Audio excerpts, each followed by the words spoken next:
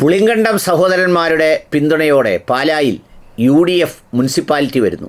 ആ മുനിസിപ്പാലിറ്റിയിൽ ദിയ എന്ന 21കാരി അന്താരാഷ്ട്ര വിദ്യാഭ്യാസമടക്കമുള്ളവ നേടിയ പുതിയ കാലഘട്ടത്തിൻ്റെ ഒരു മകൾ പാലാ മുനിസിപ്പാലിറ്റിയുടെ ചെയർപേഴ്സൺ ആകുന്നു. വിമതരായി മത്സരിച്ച മറ്റൊരാൾ അതിൻ്റെ വൈസ് ചെയർമാനോ മറ്റോ ആകുന്ന വാർത്തയും കണ്ടു.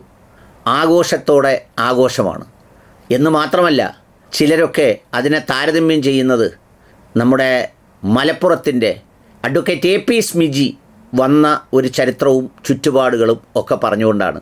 സത്യത്തിൽ ആ താരതമ്യത്തിൻ്റെ ധാർമ്മികത, അതിൻ്റെ വ്യത്യാസം എത്രയോ അകലമാണ് എന്നത് ഈ താരതമ്യം ചെയ്യുന്നവർ ഒന്ന് ഓർക്കേണ്ടതാണ്. എന്താണ് ഈ പാലായിൽ നടന്നത്? ഈ 3 പേർ ഒരു കുടുംബത്തിൽ നിന്നും പുളിങ്കണ്ടംകാരായി ജയിച്ചു. ആ പുളിങ്കണ്ടംകാരായി ജയിച്ചത് ഈ പറഞ്ഞതുപോലെ പാർട്ടികൾക്കനുസരിച്ച് തരാതരം മാറിയും തിരിഞ്ഞും കേരള കോൺഗ്രസിൽ നിന്ന് CPMലൂടെ, പിന്നീട് അതിപ്പോൾ സ്വതന്ത്രനിലൂടെ, ഇപ്പോൾ സ്വതന്ത്രൻ വഴി നേരെ ഈ പറയുന്ന സംഗതിയിലേക്കൊക്കെ എത്തുമ്പോൾ ഒരു നാടിനും പ്രത്യേകിച്ച് അഭിമാനിക്കാനൊന്നുമില്ല കേട്ടോ. എന്താണെന്ന് വെച്ചാൽ ഇത് എന്തുപോലെയാണെന്ന് വെച്ചാൽ, ഒരുതരം ജനഹിതത്തെ സ്വന്തം കുടുംബവിശേഷമാക്കി സ്ഥാനം കൈപ്പിടിയിൽ ഒതുക്കാൻ ആർത്തിയോടെ ശ്രമിക്കുന്നവരുടെ ഒരു ജനാധിപത്യ വേട്ട മാത്രമായിട്ടാണ് ഒരു നിഷ്പക്ഷ ആളെന്നുള്ള നിലയിൽ ഇതിനെ നോക്കിക്കാണുമ്പോൾ എനിക്ക് തോന്നുന്നത്. ഞാൻ ഈ 21 വയസ്സുകാരി ലോകചരിത്രത്തിൽ ഇങ്ങനെ ഇടം പിടിച്ചതിൻ്റെ തിളക്കത്തെ ഒന്നും കുറയ്ക്കാൻ വേണ്ടി പറയല്ല. അതിനുവേണ്ടി വന്ന വഴിയും മാർഗവുമൊക്കെ ചിന്തിക്കുമ്പോൾ അതിൽ ഒരു ജനാധിപത്യത്തിൻ്റെ സൗന്ദര്യവുമില്ല എന്നതാണ് ഒരു സത്യം.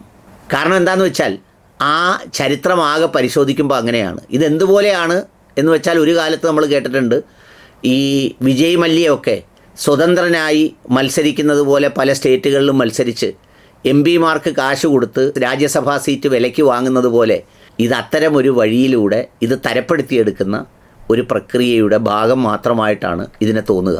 കിട്ടിയ ഒരു അവസരം മുതലാക്കി ആ നയിക്കുന്ന ആളിന് ഭരണപരിചയമുണ്ടോ അല്ലെങ്കിൽ അത് ചോദിക്കാൻ പാടുണ്ടോ എന്നുള്ളതൊക്കെ അത് പിടിച്ചു വാങ്ങുന്നതിലൂടെ സാധൂകരിക്കപ്പെടും എന്ന് പറയുന്ന ഒരു സംഗതിയാണ് അവിടെ സാർത്ഥകമാവുന്നത്.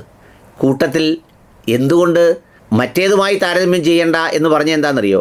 മറ്റേത് ഈ പറയുന്ന ഒരു മൃഗീയ ഭൂരിപക്ഷത്തോടെ അധികാരത്തിൽ വന്ന്, ആ മൃഗീയ ഭൂരിപക്ഷത്തോടെ പ്രതിപക്ഷമില്ലാതെ അധികാരത്തിൽ വന്ന സ്ഥലത്ത് മറ്റൊരാളും ഒരവശബ്ദം പോലും എന്തിനെന്ന് ചോദിക്കുക പോലും ചെയ്യാൻ അവസരം നൽകാത്തവണ്ണം സ്മിജി എന്ന് പറയുന്ന ഒരു മകളെ ജനറൽ ഓപ്പർച്യൂണിറ്റിയിൽ അവസരം നൽകി ഒരു പാർട്ടി അതിൻ്റെ പ്രത്യയശാസ്ത്രപരമായ മൂല്യത്തെ, ധാർമ്മികതയെ ഉയർത്തി കാണിക്കുകയായിരുന്നു.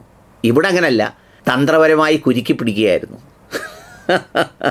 എന്തുപോലെയെന്ന് വെച്ച് കഴിഞ്ഞാൽ, നമ്മളിലെ മീനിൻ്റെ മുന്നിലൊക്കെ ചൂണ്ടയിടുന്നത് പോലെ. അതായത് ചൂണ്ടയും ആ തീറ്റിയും എൻ്റേതാണ്, ഇത് വിഴുങ്ങുന്നവർക്കെല്ലാം അറിയാം, നാണം കെട്ട ഏർപ്പാടാണ്, ഇത് ചെയ്തുകൂടാത്തതാണ്, പക്ഷേ പണി നിൻ്റെയാണെന്നറിയാം, ഗതി എന്താണെന്നും അറിയാം, പക്ഷേ വിശപ്പായി പോയി എന്ന് പറയുന്നത് പോലെ അധികാരത്തിൻ്റെ വിശപ്പ് കൊണ്ട് മാത്രം ഉണ്ടാക്കിയെടുത്ത ഒരു സംഗതിയുടെ തുടർച്ചയാണിത്.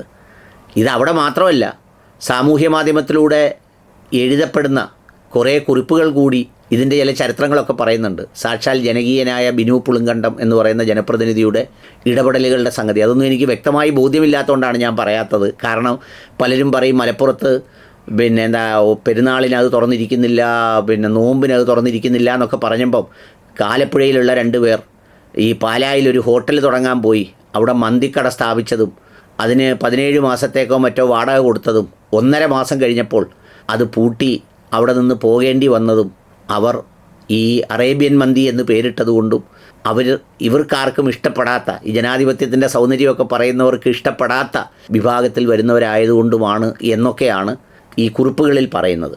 അപ്പോൾ ഏതായാലും ഇതിൻ്റെ എല്ലാം കൂടി ഒരു സംഗതിയാണ് അവിടെ കണ്ടത്. എനിക്ക് ആ കാര്യത്തിൽ ഇത് എന്ത് നൽകി പിടിച്ച ഈ UDFകാരെക്കാൾ പിടിക്കാതിരുന്ന, അല്ലെങ്കിൽ പിടിക്കാൻ കിട്ടാഞ്ഞിട്ടാണോ എന്നും അറിയില്ല, തൽക്കാലം ഇത് തമ്മിൽ നോക്കുമ്പോൾ തമ്മിൽ ഭേദം ജോസ് കെ മാണിയായിട്ടാണ് തോന്നുന്നത്.